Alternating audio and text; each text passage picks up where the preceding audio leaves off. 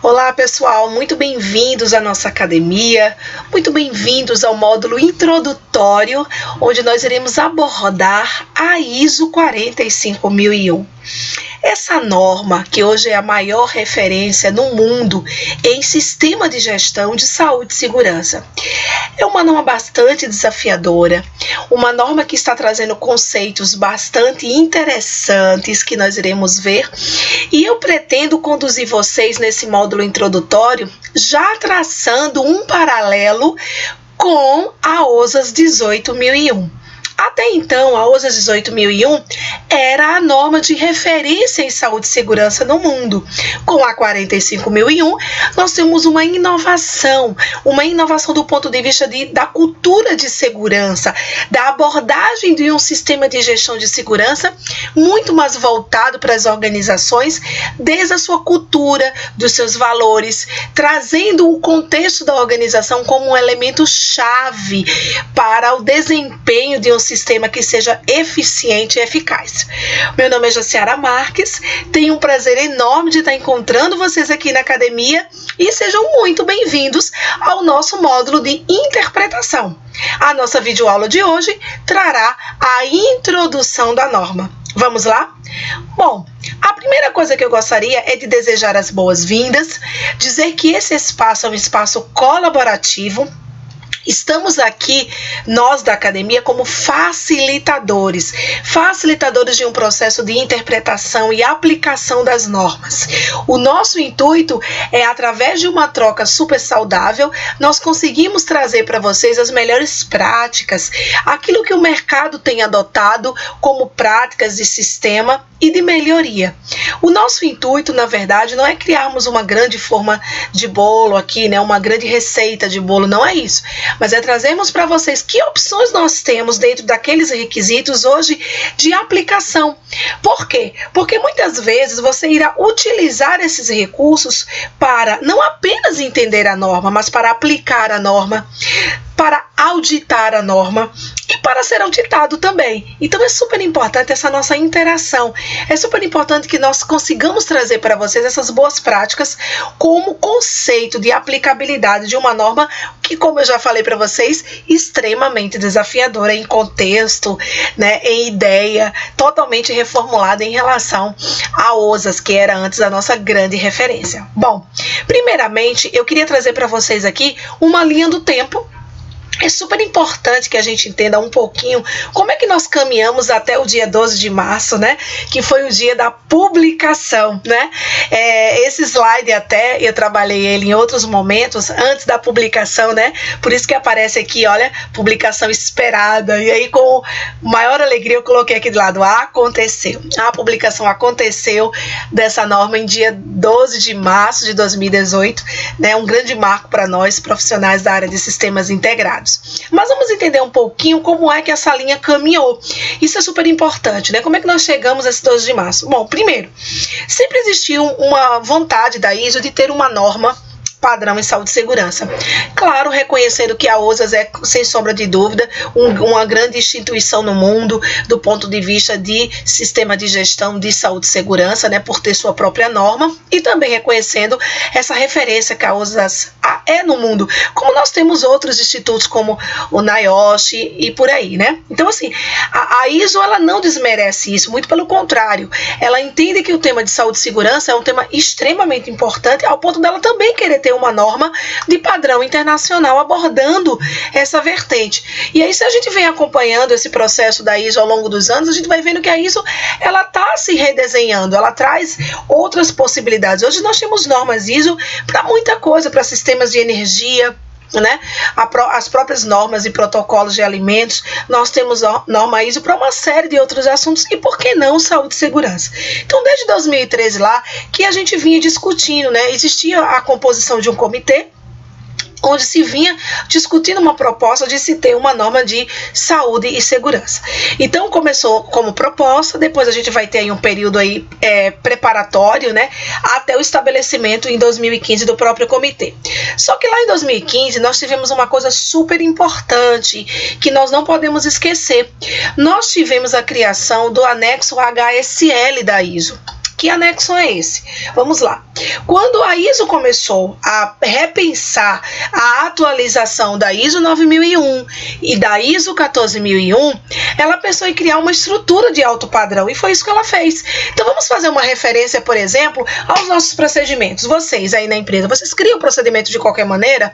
Não.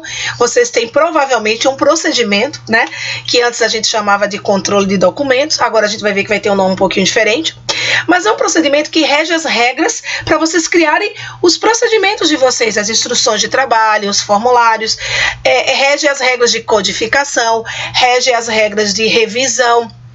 Isso nós vamos abordar, inclusive, lá no requisito 7.5, né? Bom, então a ISO fez a mesma coisa. Se ela publica, se ela revisa, reedita normas do mundo, por que ela não poderia ter uma estrutura de alto padrão que possibilitasse a integração dessas normas? E foi isso que ela criou.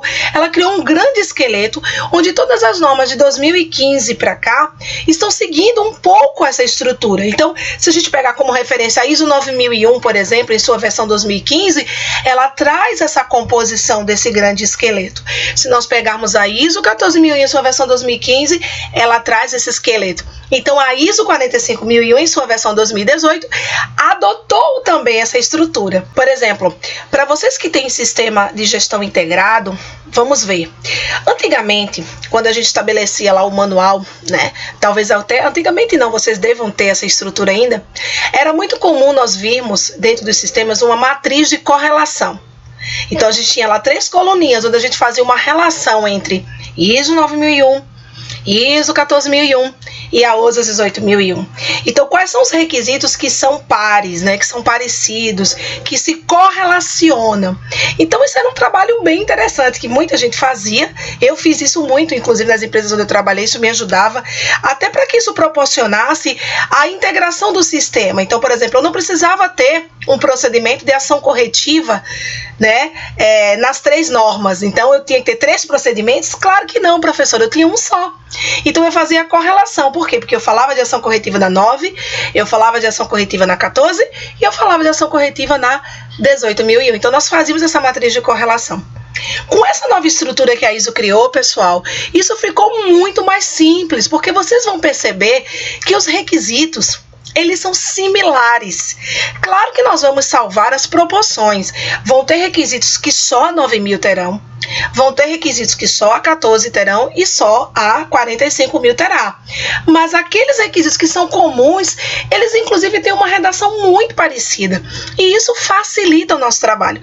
Então, lá em 2015, o que aconteceu? Quando nasceu esse anexo, né? A 45.001 já nasceu com essa estrutura. Então, ela pegou esse anexo que serviu para 14.000, serviu para 9, está servindo para tantas outras normas. Ela pegou esse anexo e tomou como referência. E aí, nós vamos ter a publicação em maio de 2017 ali, né? Da segunda etapa, né? Que a gente chama da etapa de inquérito, já do DIS da norma, ou seja, um escopo muito parecido com o que nós teríamos. Aí existe um grupo de estudos onde existem as melhorias que são realizadas, e em novembro nós temos aí o FDIS publicado com a expectativa que a norma tinha de ser publicada em 12 de março. Essa publicação aconteceu, né, como eu comentei com vocês. Então percebam, foram anos aí, minimamente estamos falando aí de 4 anos de um trabalho intenso em prol de uma norma de sistema de gestão de saúde e segurança. É claro que com essa reedição aí do FDIS, né, do anexo a SL, a ISO deu uma segurada para trazer a norma já na nova estrutura. Mas a gente percebe o quanto esse caminho ele é árduo, né? Para a gente poder chegar nessa publicação e ter uma norma extremamente praticável, coerente e bastante rica a nível de conteúdos. É isso que nós teremos dentro da ISO 45001, ok? Bom, essa norma ela traz uma estrutura de PDCA, não seria diferente, o próprio anexo, né? O anexo HSL da ISO traz essa estrutura. Então, a gente vai ver agora, inclusive eu trouxe nesse módulo introdutório o PDCA da própria 45001 para nós já discutirmos um pouco esses conceitos introdutórios, onde a cada módulo nós iremos aprofundar um pouquinho. Então, nesse primeiro momento, nós vamos entender a estrutura desse PDCA de uma maneira mais genérica, né? Como esse PDCA ele traz o desenho de uma norma praticável, desde o planejamento até o cheque dos resultados e as ações corretivas, caso seja necessário, né?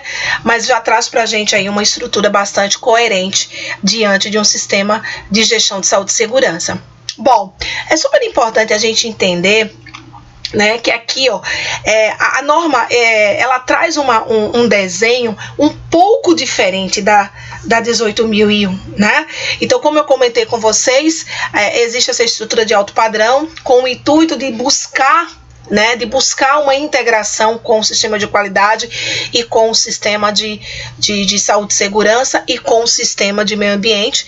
Mas é claro, a ISO ela reconhece a OSAS, inclusive, como sendo uma norma de grande referência. Inclusive, eu já comentei isso com vocês. Essa nota eu extraí do próprio site da ISO, né, quando nós estávamos ali na iminência da publicação. Percebam que foram dias antes, né, foi dia 7 de março, a norma foi publicada no dia 12. Então, foi uma norma explicativa que a ISO já colocou, tomando esse cuidado para que não houvesse esse tipo de conflito com a OSAS também, né, que é um grande instituto, como eu coloquei, mas já preparando, né, as organizações para sua publicação, que ocorreria na semana seguinte. Inclusive, eu discuti um pouco dessa nota com os alunos no workshop que nós fizemos aqui em Recife e estávamos naquela expectativa mesmo já da publicação. Foi bastante saudável, porque, coincidentemente, a norma foi publicada na segunda e na quarta-feira eu estava junto com eles lá no workshop. Então já tínhamos uma norma publicada e estávamos realmente bastante felizes. Vamos ao PDCA então, né? Aqui falamos só um pouco dessa introdução e agora a gente chega já num desenho que a norma vai trazer. Pessoal, uma coisa super importante. Essa norma, ela está em inglês na sua versão original, né? Existiu agora há pouco uma tradução da editora da ABNT. Então, não é uma edição oficial como norma ABNT, né? É uma tradução da própria editora. E nós aqui da academia, por termos acesso à norma em inglês, nós preferimos fazer a nossa própria tradução, né? Na verdade, nós começamos essa tradução no dia da publicação. Nós nem sabíamos da pretensão, né, da ABNT, através de sua editora, de fazer essa tradução. Como nós já víamos trabalhando a possibilidade dos cursos de interpretação e de formação de auditor com essa norma, nós já iniciamos a tradução. Então, aqui no PDCA, vocês ainda têm a norma aí no inglês, eu vou estar traduzindo aqui o PDCA para vocês, mas não se preocupem, todos os outros módulos, a norma estará em português. O requisito normativo estará traduzido para que vocês tenham, inclusive, maior acesso. Quem já fez o download da apostila, por exemplo, já percebe que a norma está toda traduzida na apostila. Então, não teremos nenhum conflito com língua, podem ficar bem tranquilos, apenas o PDCA ainda está numa estrutura do inglês, porque eu recortei esse PDCA da própria norma. Mas vamos a ele e vocês vão entender com bastante facilidade. Bom, primeira coisa que nós temos aqui, olha, é o contexto da organização. Então, se nós fazermos um paralelo, se nós formos fazer um paralelo com a 18.001, eu já digo para vocês que na 18 vocês não vão encontrar essa borda cinza. A norma na 18.001, né, ela começa através do requisito 4.1, ela fala de requisitos gerais e ela traz a política de SSO. Aqui, na versão 2018, né, na 45.001, nós temos uma preocupação um pouquinho diferente nessa introdução normativa. A norma se preocupa com o contexto da organização. Toda organização, ela tem um contexto ao seu redor. Ela não está sozinha, ela não está sozinha no mundo. É isso que essa borda aqui representa. E o que é esse contexto? A gente poderia estar se perguntando, professor, o que é esse contexto? Esse contexto é as questões internas e externas que envolvem essa organização e as partes interessadas, incluindo os trabalhadores. Então, ela também traz a 45.001, nesse 4.2, uma inovação, porque tanto a 9.000 quanto a 14 falam em partes interessadas. A 45.001 já reconhece nesse requisito que o trabalhador é a sua principal parte interessada, né? Então, nós vamos ter outras partes interessadas, nós vamos trabalhar esse contexto de maneira mais aprofundada. Eu vou trazer para vocês nos outros módulos como nós podemos ter ferramentas de contextualizar a organização, mas aqui já é importante vocês entenderem que a norma traz uma visão diferente. Então, não é uma visão apenas preocupada com a minha política, com a minha vontade. Eu tenho essa preocupação, nós vamos ter política dentro da norma, porém eu estou inserido dentro de um contexto. E esse contexto, essas questões internas ou externas e essas partes interessadas, elas podem me trazer algum tipo de referência. Então nós vamos entender isso, como isso pode influenciar o nosso sistema de gestão, né? Aí aqui nós vamos ter, olha, o escopo. Então nós vamos ver como nós vamos desenhar o escopo da organização e como nós vamos estabelecer os processos, porque se eu estou falando de saúde e segurança, nós temos processos a serem definidos, isso é super importante. Eu trago para vocês no curso, inclusive, um documento de como vocês podem mapear esse processo sugestivo. Vou mapear um processo junto com vocês no módulo, para que a gente entenda como fazer essa abordagem. Então é bastante interessante nós termos aqui já o estabelecimento do escopo e do processo. E aí a norma vem caminhando, olha, a gente vem para uma etapa de planejamento. Então nós vamos ver que dentro do requisito 6 vão existir todas as etapas de planejamento da norma. Aqui nesse requisito 6 nós vamos exercitar lá dentro do módulo. Por quê? Porque existem conceitos novos, então eu também trago uma outra informação documentada que vocês vão fazer download, vocês vão fazer exercício, para que a gente contextualize, para que a gente crie esse conceito de planejamento que a ISO 45001 traz, que é um conceito bem diferente da 18.000, vocês vão ver, é um conceito que segue uma sequência diferenciada, então é importante essa fixação. Tá? Aí no requisito 7 e 8 nós vamos ter a parte de apoio de operação, então nós vamos ver como é que nós temos os processos relacionados ao apoio do sistema de gestão de SSO e como acontece a própria operação. Aqui também nós vamos ter alguns exercícios práticos para que a gente consiga fazer esse link dentro dessa nova estrutura. Temos aqui, olha, a performance, né, a evolução do sistema, então como é que a gente mede esse sistema. Então aqui nós vamos falar de indicadores, vamos falar da auditoria interna, vamos falar da análise crítica, ou seja, como é que a gente faz o monitoramento desse sistema. E aqui a melhoria, né? Então quando a gente fala de melhoria, quais são as ferramentas que o sistema de gestão pode ter de melhoria para que a gente consiga efetivamente trabalhar e melhorar. É claro que no centro do PDCA, vocês estão vendo aqui, nós temos a liderança e a participação do colaborador. Isso para a gente também é uma grande inovação, porque somente a 45001 equipara a participação do colaborador com o papel da liderança. Ou seja, se nós pudéssemos falar, olha, dentro da 45001 existem dois grandes pilares, nós poderíamos dizer que esses pilares são a liderança e a participação do colaborador. Então, um conceito bem diferente da OSAS. A OSAS traz a participação do colaborador, mas ela não traz de maneira tão efetiva a participação dessa liderança, o conjunto da liderança e do colaborador com uma força motriz, né? Aqui eu gosto muito de falar que aqui é uma grande força motriz. Eu estou movendo um sistema através desses dois elementos, dessas duas partes interessadas extremamente importantes. E aí é claro, né, pessoal, esse sistema vai rodar para garantir os nossos resultados pretendidos, né? Para garantir os meus indicadores de performance de SSO, que são, na verdade, o objetivo do meu sistema. O sistema existe para trazer melhoria, mas existe também, como consequência dessa melhoria, a obtenção dos resultados. Então, de uma maneira geral, esse é o novo PDCA, essa é a nova estrutura da norma que nós iremos trabalhar a cada requisito. Iremos detalhar ao longo do curso cada requisito no seu subitem, na sua interpretação e aplicabilidade, ok? Bom, pessoal, e para encerrarmos esse módulo, eu trago aqui para vocês a disposição dos requisitos que antecedem o requisito 4, né? Nós vamos começar a partir de agora, no próximo módulo, a trabalhar o requisito 4.1. É o requisito introdutório da norma, onde nós já começamos a aplicação do sistema de SSO. Os requisitos anteriores, como o 1, o 2 e o 3, são requisitos de referência, são requisitos introdutórios, são requisitos para a sua leitura, né? Então são requisitos que vão trazer aquele PDCA. Quando a gente fala do escopo, como definir o escopo do sistema de gestão de SSO? As referências normativas, quais são as referências que a ISO 45001 possui, né? Ela teve referência na ISO 9001, ela teve referência na USA 18001. Então existe toda essa introdução que é feita na própria norma. E existe no requisito 3 os termos e definições. Então alguns termos e definições que são novos, nós vamos trabalhar, por exemplo, o conceito de contexto, de partes interessadas, de participação do colaborador. São conceitos que vocês, se vocês tiverem dúvidas, vocês poderão consultar nesse requisito 3. E aí, é claro, entramos no requisito 4, que é o requisito que nós chamamos de requisito auditável. É a partir do 4, pessoas, que nós iremos estruturar o nosso sistema de gestão. Bom, essa foi a nossa aula introdutória. Eu espero que vocês tenham gostado.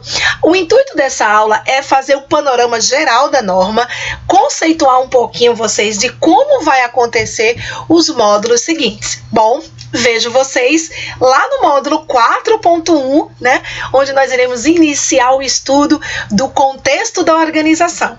Até mais, pessoal, e mais uma vez, bem-vindos à nossa academia.